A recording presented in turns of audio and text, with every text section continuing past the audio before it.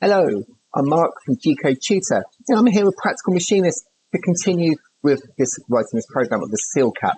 So this is our third installment of the seal cap, and this time we're going to do the finishing pass.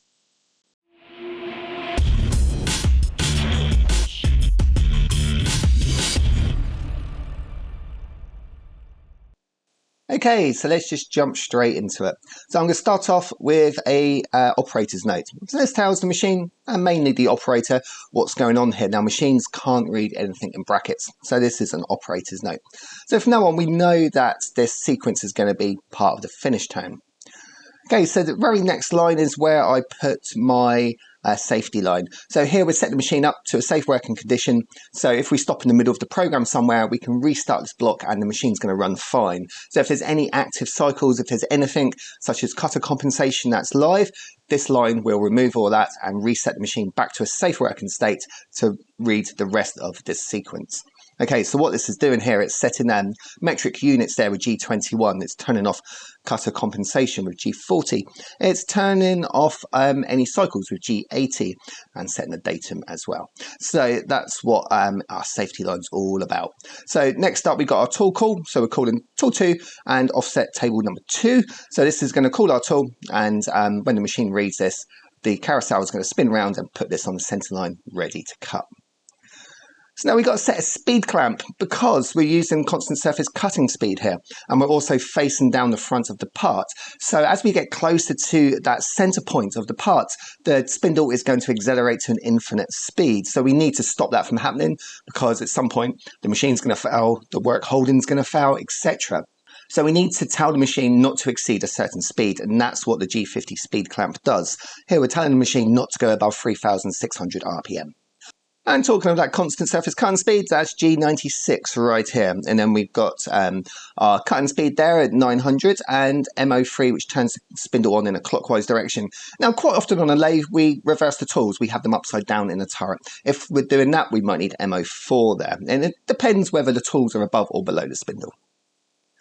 So now we can start our first rapid move. Now the machine's all set up and it's running, the spindle's going, it's all ready to cut. So G00, rapid travel command there. So this is bringing into our start point. So we're going to X52, which is 2 millimeters above our finished diameter there. So we've got a bit of clearance from our stock bar size. And we're coming in at Z5 millimeters. So that's 5 millimeters off the front face of the part. And MO8 turns the coolant on. So switching over to G01 now, so we've got more control over our feed rate, and we can offer it a feed rate with that F value there on this block also. So G01 always works with an F value. We have to have a feed rate live. Now we don't need to put it on every line, but we do need to put it on the first line. So G01 F 0.1 sets our feed rate to 0.1 there, and then we're moving 5 millimeters in Z. We're moving from Z5 to Z0. So this is a feed move, it's a slow move. I'm coming in at feed rate just in case there's any material there. If the tool's not set up right, etc., we might be a little bit too low. So it's a little bit of a safety check here. So we're coming in nice and slow. So if there's any issues, we can spot them before there's any accidents. So with our feed rate and G01 already selected, we don't need to restate that. We can just give it a position now. So we're coming down just past the center line in X to face off the front part.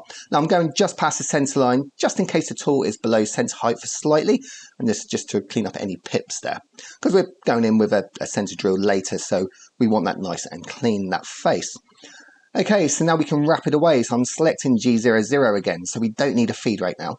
And this is moving the machine in its fastest possible way. And we're going back up to X52, above stock bar diameter there. And we're coming away from that face just 0.1, so we don't leave any tool marks when we wrap it away from that surface. Now the fun starts. So now we can start using our finish sequence. Now, in the previous lesson, we set up a subroutine, and we set that up between N110 and N220. So what this line does is it calls upon that subroutine and reuses it, and it saves us typing out all that program again for the profile. So by using subroutines, we can really speed up our G-code programming. So G70 is the G-code for our finishing tone, and then we're giving it a subroutine. It's going to look back to the previous program that we wrote and follow that profile and produce that part for us. So this is going down to a finished profile now, so this will all be to size. So once the finished program or the finished profile has completed its task, we can then wrap it back to a safe working distance. So G00, rapid travel command there, X52 back up above the stock bar size, and we're coming to 0.1 off the face of the part. So nice little bit of clearance there, moving the tool to a safe place. So with the tool in a safe place, we can now send it home. Now, there's many ways we can do this. We can use G28, but in this case, I'm using G53. So G53 calls upon the machine datum. This is our machine's 00 point, and quite often the tool change position on most machines, and that depends. I personally prefer to have my tool change position in the middle of the bed, so if I've got any long tools there, I know it's not going to collide with the sub spindle or the main spindle. But that's just personal preference. So G53 calls upon the machine datum, and we just send it back to 0, so X0, Z0. And that's going to send the machine to the 0 point of the machine. And then M09 turns off that coolant that we turned on with M08 a few lines before. So with our tool back into its home position, we can now stop the spindle with M05. And I'm going to switch back over to RPM mode instead of constant surface cutting speed mode with G97. Now, I've got that in my safety line as well, but I like to turn it off before the end of the sequence. So when we start a new sequence, we know it's not going to be active. And then we finish there with M01. So we've got an optional stop. If we want to stop the machine and check the dimensions at this point, we just got to hit that optional stop button on the controls. And the machine will stop safely at this point so we can do some inspection. So that's the finishing sequence for our seal cap that we're currently writing. Now, if you want to have this in your notes, you can download this image and this slide from our website link below. And if you're thinking about improving your knowledge in the machine shop, you want to up your skills, I've got a free course over on my website, and you can check out this QR code to go and get it. Again, link is also below in the description. Thank you very much, and I shall see you next month.